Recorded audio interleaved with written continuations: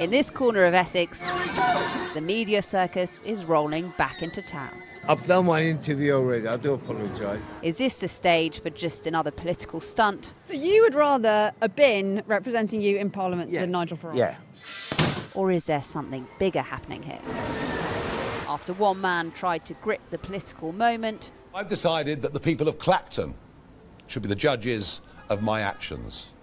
This will be a people versus the establishment by-election. triggering a by-election in a place he knows he has his backers. Vote for Farage? Well, there you go. This is GB News Originals. I'm Emily Carver. Please do give this video a like and subscribe to our channel for more content like this. And do leave a comment. Let me know what you think. Yeah, I would, yeah. I'll give you a guess. Nigel Farage? There you go. Do you mind me asking who you're going to vote for? Well, reform. So do you feel even more emboldened to vote for Nigel Farage this time than last time? Yeah, definitely. It is a very unusual by-election. A record 34 candidates are standing. That's even after the Tories, Labour, Greens, Lib Dems, Restore all boycotted the race. They want to wait till after that parliamentary probe into the £5 million gift Nigel Farage received, who for his part says he's done nothing wrong. But there is one name in particular beyond Nigel Farage that does come up again and again here. Who are you voting for? Binface. Binface? Binface. Absolutely. 100%. Is that because you want Count Binface to be your elected representative in Parliament? I have looked at his manifesto and there is a lot of rubbish in there, don't get me wrong. Is it basically a vote against Farage? It's a vote against Farage. For those that don't know, this is who they're talking about. A comedian dressed as a bin who has stood and lost time and again in other by-elections. I haven't called this election, somebody else has. Now here's a little factoid for you. This is my 8th election on planet Earth. So no prizes for guessing who you're going to vote for? Yeah, Count Binface. Why? Because he's the only alternative to Nigel Farage, and I'd like to see Nigel Farage lose his seat. The widespread expectation is that Nigel Farage will win here, but people aren't just voting for what they want, they are voting for what they don't want. We have seen so much tactical voting recently in Clacton and Denton, in Makerfield. It is particularly striking here that there is at least a level of organisation round Count Binface. People are willing to vote for a novelty candidate to try to stop Nigel Farage. Is there a world where Nigel Farage doesn't win this? Well, there's certainly a world in which he doesn't win this. Let's not forget in 2024, he did not secure a majority of the votes in Clacton. For another candidate, such as perhaps a Count Binface, to overturn Nigel Farage, they would have to unite all of that vote, turn it all out, and hope that Nigel Farage doesn't put on any extra votes himself. So I think all of that is quite unlikely, particularly given there is no real sort of formal campaign machinery around Count Binface. But, you know, stranger things have happened, I guess. Giles Watling was the MP here for nearly a decade, unseated by Nigel Farage. If you think there are 3 things that matter to people here, what are they? Health, communications, and the roads. So it's kind of local issues, really? Yes. Oh, it's interesting you don't put immigration in there. Immigration is... We don't have an immigration problem here in Clacton. It is for the rest of the country. People are concerned about that, of course, and it is an issue. But we don't see boats arriving here.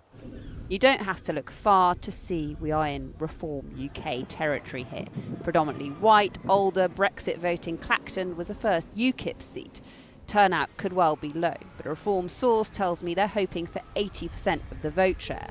Would you vote for Farage, Nigel Farage? Yes, absolutely. Yes. Did you vote for him last time? No. I don't think so. But this time you would? Yeah. Yeah. Yeah, this time I would do, yeah. How come? Well, he's the only person that I find truthful, says it how it is. Farage. Why? I like him and I think he's very upfront. You know, there's no mucking around with him. I find he's going to do everything that he says he's going to do. And hopefully he'll stand by with the migrants, getting rid of them.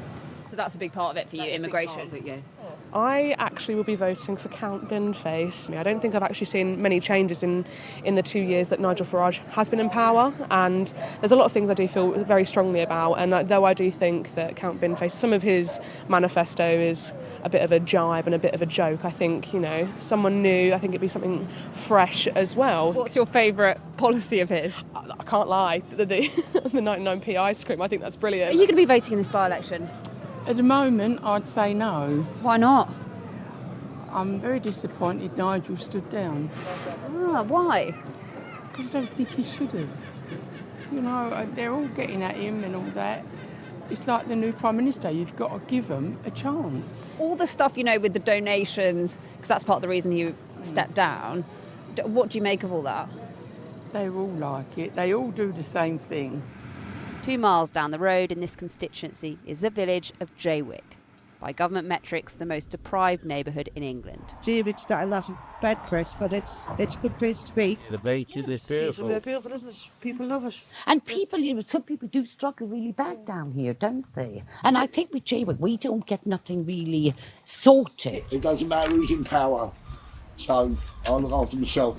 Whoever gets in, they need to sort it out. We don't want talk, we want action. I've been here 8 years. What are the things that matter to people living here? Yeah, but they're nice to say good morning, good afternoon. I walk my dog every day. Him. You're going to have to vote again. What do you think of that?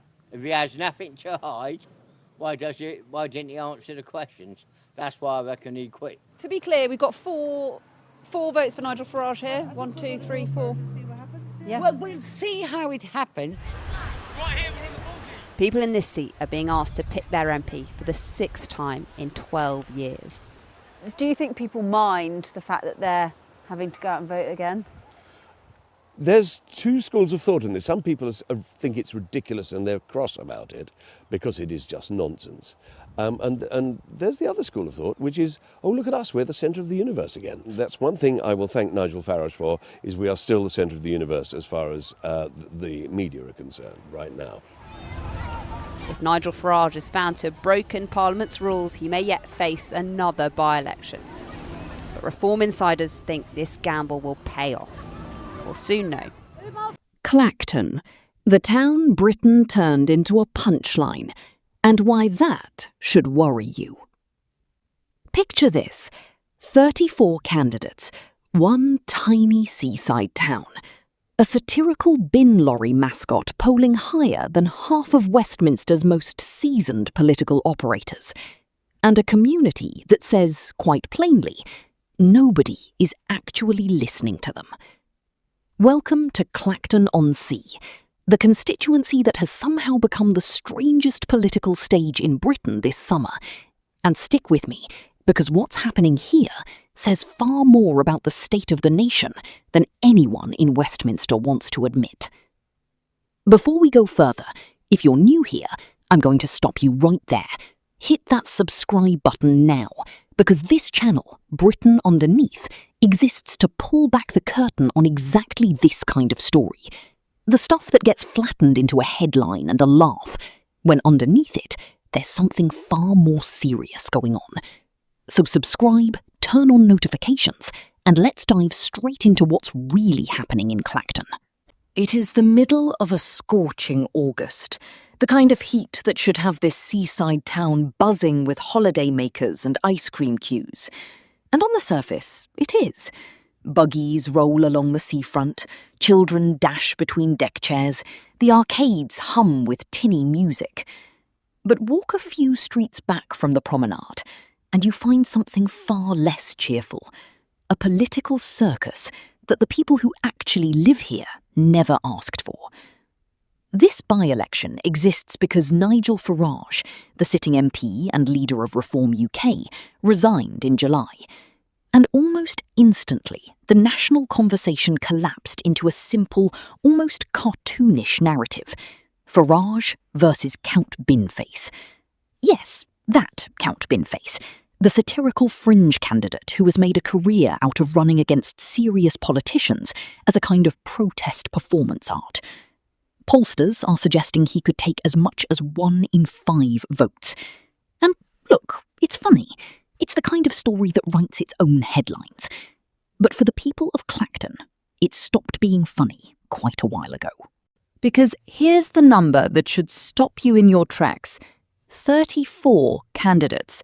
That's not a typo. That is 8 more than the previous UK record, set back in 2008. 34 people, from serious independents to fringe novelty acts, all crammed onto one ballot paper, in one town, for one seat. And if you're thinking that sounds like democracy in overdrive, stay with me, because on the ground it feels like the exact opposite. Now, before we go deeper, let's just pause for a second. Take a breath. This is a story that deserves your full attention, not a scroll past. So if you haven't already, subscribe to Britain Underneath, because we're about to get into the parts of this story that the national headlines are skipping entirely. I spoke to residents on the ground, and one phrase kept surfacing over and over. Nobody is taking us seriously. One local candidate told me she decided to stand after watching Count Binface being interviewed on Newsnight, and it made her furious. Not because she found him unfunny, but because she felt his presence, however entertaining, was drowning out a town that has been crying out for help for years. Her words were blunt. People in Clacton deserve respect, and this town needs real investment, not a punchline. And that anger isn't isolated. Speak to residents nearby and you'll hear the same frustration in different words. One woman in her 30s told me the wider area has been let down badly, pointing specifically to Jaywick, part of this constituency, and officially classified as the most deprived area in the whole of England 4 years running. 4 years. While the nation laughs along at a satirical bin costume, an actual community sits at the very bottom of the country's deprivation index, wondering when, or if, anyone in power is going to notice. She told me something that stuck with me. She said areas like this carry a stigma they can't shake. The assumption that because it's Essex, because it's Clacton, because it's Jaywick, somehow it matters less. She just wants the same basic facilities every seaside town deserves. Not spectacle, not satire, just to be taken seriously. This is the heart of what's happening in Clacton, and frankly, it's the heart of so much of modern British politics. A widening gap between what plays well nationally and what people actually need locally. And that gap is exactly why this channel exists. If you want more of this kind of grounded, unfiltered look at what's really going on across the country, make sure you're subscribed to Britain Underneath, because we are just getting started. Not everyone in Clacton has given up on Farage, though. Plenty still back him without hesitation. One long-time resident, 73 years old, told me flatly that Farage is the only politician who can get this country out of trouble, and that voting for anyone else would be a mistake the country couldn't afford. He even raised the idea, and this is where it gets politically fascinating, of Farage eventually working alongside his former ally turned rival, Rupert Lowe, whose new outfit, Restore Britain, has been positioning itself as an even harder-edged alternative on the right. The suggestion of some future coalition or electoral pact between Reform and Restore Britain isn't official policy from anyone standing in Clacton, but it's a theory increasingly whispered about by voters who see the two men as, in his words, cut from the same cloth.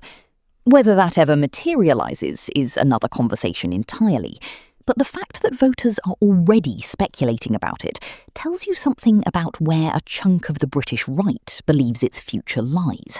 Consolidation, not division. But even among voters who want tougher policies on immigration, faith in Farage himself is far from absolute. One local woman in her 60s told me she wants the government to prioritise British citizens, particularly on housing and homelessness, but admitted she isn't sure she can actually trust Farage to deliver it. She pointed to homelessness in the area as a genuine crisis, one she'd like to see tackled with the same energy politicians reserve for headline-grabbing rhetoric. And then there's the quieter, more troubling sentiment, the one that doesn't make for punchy quotes, but probably matters more than anything else in this story. Voter after voter told me some version of the same thing. With 34 names on the ballot, they still don't feel like they have a real choice at all. One man summed it up bluntly. He said he'd lost all hope, that he wouldn't be voting for anyone, because in his eyes, they're all the same. That's the real story of Clacton. Not the novelty candidates, not the bin costume, not even Farage himself. It's a community stuck at the sharp end of national neglect, watching its own by-election get turned into a viral joke, while the actual issues, homelessness, deprivation, crumbling seafront infrastructure, barely get a mention outside of the people living through them. So here's the question worth sitting with. When an entire town becomes a punchline, who actually pays the price for the laugh? Because it's rarely the politicians. It's almost always the people left standing on the promenade afterwards, wondering if anyone is ever coming back. If this kind of story matters to you, the Britain that exists underneath the headlines, underneath the memes, underneath the easy narratives, then this channel is exactly where you need to be. Please, subscribe to Britain Underneath, stay informed, and come back, because there is always more beneath the surface than the news cycle wants you to see. Watch till the end, share this with someone who needs the fuller picture, and I'll see you in the next one.